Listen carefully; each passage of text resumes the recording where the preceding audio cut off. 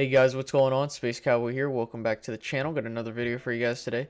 Before we begin today's video, please make sure to drop a like down below. It definitely helps the channel out a lot, and it's very easy to do, so please make sure to keep that up.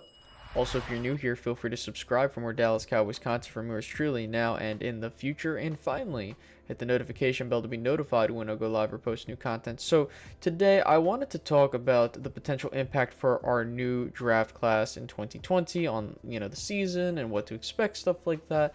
And just compare it to last year's, because really, the lack of impact from our rookies last year really was felt in some areas as we got later and later into the season. Now, I'm not saying that every single pick you make needs to make a substantial impact. However, I do believe that you need a handful of rookies to do their part and basically kind of bolster your roster. And the fact was we didn't see that with the Cowboys last year from a majority of those players. So we're going to start with the 2019 draft class, and then we'll talk about the 2020 draft class and what I expect from some of these players. Now, to begin with Tristan Hill, defensive tackle out of Central Florida. Now, Tristan Hill, the thing with Tristan Hill is that we really don't know a whole lot of what his full-on potential is going to be in terms of, is he going to be a starter at some point? Is he going to be a rotational piece? And my estimation is he's going to be a rotational piece at this juncture, possible starter if things work out. The problem was that he really, look, he was inactive for 9 games and only appeared in 3 of them after week 7. That's not good. And, a lot of these were healthy scratches, and now we do not know the rationale behind those decisions from the coaching staff we had beforehand. But what I will say is this. I think Tristan Hill, you should see this year get a bit of more of an expanded role along with him and Neville Gallimore if they give it the shot. But last year, definitely, we could have taken someone else to have an immediate impact, such as a safety, the Juan Thornhills. I believe Taylor Rapp was still on the board. There's another, there was, I think, Adderley. Nasir Adderley was also on the board. I could be incorrect, but if you could, that would definitely be a refresher, because it was a year ago, and we're on the 2020. But yeah, I think they could have definitely gone in a different direction if they wanted a pure impact player right now. Next, Connor McGovern, offensive guard out of Penn State. Now, I did like this move because it's kind of like your what if Travis for Frederick. What if he doesn't come back? What if he retires? Which he eventually did. And I think this is just insurance policy, with a 3rd round selection. Now, I do believe Connor McGovern has the tools to be a starter in this league if he's given the opportunity. However, he did get a torn pec muscle, so he was out for he was out for 2019. And honestly, based on how this offensive line was looking in 2019, I don't think he was going to be given the nod over Connor Williams, just because I think the Cowboys were comfortable with the line they had at this juncture. So, we'll see what happens this year. But again, another pick where it's like no impact, just straight depth. Now, another one was Tony Pollard in terms of a depth selection. A lot of this was like depth for the Cowboys. Now, Tony Pollard had the most impact on the team in 2019 as, from that class.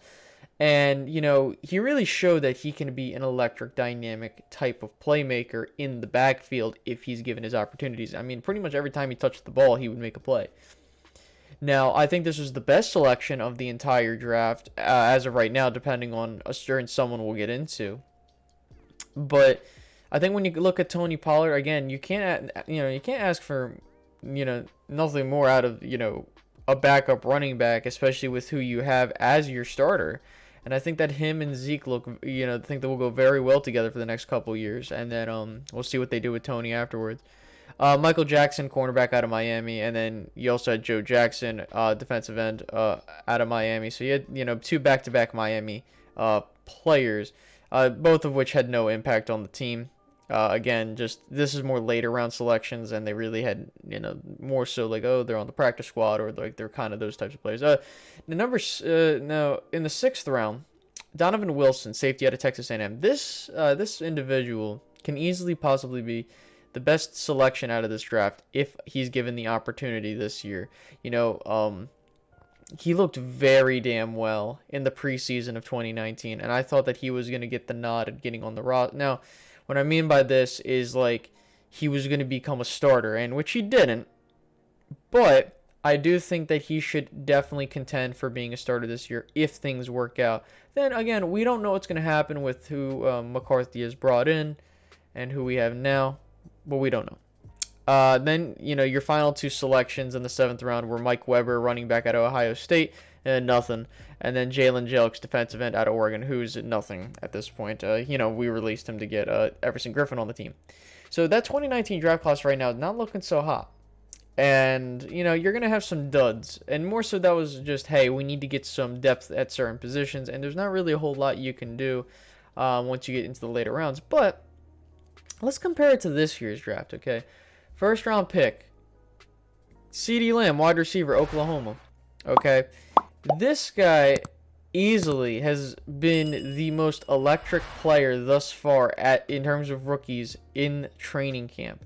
He's been making plays. There's been reports coming out that the guy just is this like this electric dynamo that the Cowboys should use correctly and need to really put this offense over the top. And he really has been doing a great job. And he's just been making plays. He's been doing these one-handed catches, this, that, and a third. I really like what I'm seeing out of CeeDee Lamb. And honestly, he's probably the first. Since he's your first-round pick, you want him to be a starter, which he will be.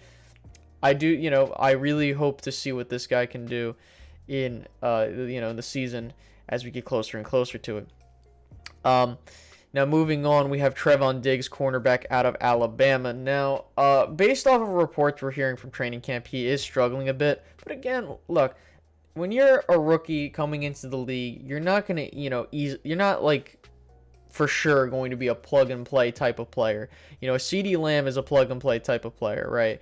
But with Trevon Diggs, I figured, and especially with these other guys, it's not going to be like an instantaneous fit. And he's like, oh, he's going to be all-pro starter. No. However, I do think that if you give Trevon Diggs some time, I think that he can definitely make an impact. With the the loss of Byron Jones in the offseason, I think that the Cowboys are going to see Trevon Diggs get some well-deserved snaps at cornerback. And who knows, maybe he becomes a starter at some point during the season. In the 3rd round, Neville Gallimore, defensive tackle out of Oklahoma. Another great selection by the Cowboys in terms of the value. And I definitely think that he is a developmental piece on this defensive line, especially with who you have in terms of your veterans. I definitely think that him and Tristan Hill are going to be solid rotation pieces right now and possible starters if they really show out and play very good. So there's that. Next, we have Reggie Robinson, the second cornerback out of Tulsa. I think that he is a special teams /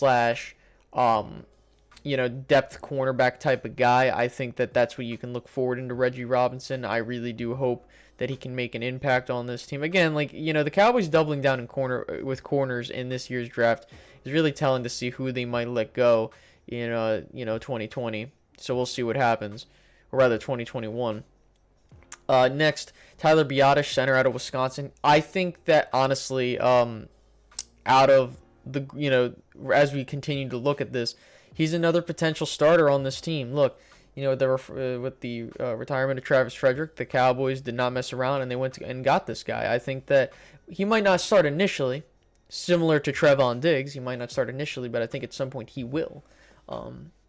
Offensive line being different from cornerback, but I do believe that Tyler Biadasz is going to be the next starting center for the Cowboys, and long term, I do believe so, if things work out. Next, 5th round selection in Bradley Anae, defensive end out of Utah. Another steal value-wise for the Cowboys. I can definitely see him starting out as a rotation piece with this team, and maybe if, the Cowboys don't have, if Randy Gregory doesn't come back, Everson Griffin, he probably walks. I think you can probably have him as a defensive end on the other side of DeMarcus Lawrence, or depending on what they want to do with him. I really do believe that Bradley Anae can be a solid piece on this defensive line and pass rush rotation. You know, so I think that that's something we need to look forward to. And that's what I like what I'm seeing with a lot of these guys. Is like, yeah, most of them will be depth, but like the difference between this draft and last year's draft was that I can see starter potential in these guys as opposed to last year. So there is that. And finally, Ben DiNucci, quarterback at James Madison. He's a developmental quarterback. I don't know if he will make the team, but what I can tell you is that if he does make it to, assuming no one poaches him and he makes it to the practice squad and stays there, I think that he could be a backup at best behind Dak Prescott. But otherwise, I don't want to go on for too long, but based off of how we're looking at these two draft classes, I can definitely say for certain that the 2020 draft class for the Dallas Cowboys does have a higher higher rate of success when it comes to the potential of having some starters as well as more impact from these players. So I can say that for certain.